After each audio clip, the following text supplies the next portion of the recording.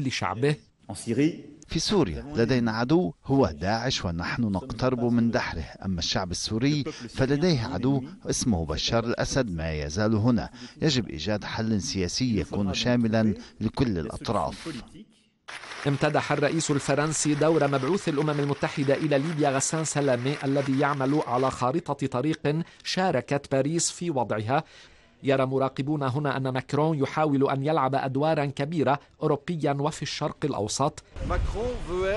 ماكرون يريد تهدئة الخواطر وتفكيك الصراعات بين السعودية وإيران مثلا. يريد مد اليد لروحاني لكنه مضطر لانتقاده حول قمع التظاهرات.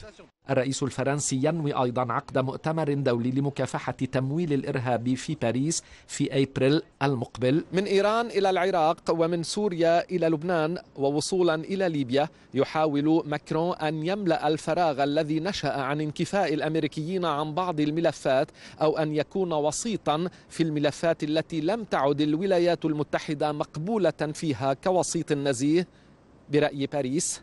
حسين قنيبر، الحدث، باريس. شاهدتم عدة مرات أن إيران هي التي تدعمكم ماليا، هل يمكن أن تقولوا لنا كم تقدم لحزب الله سنويا؟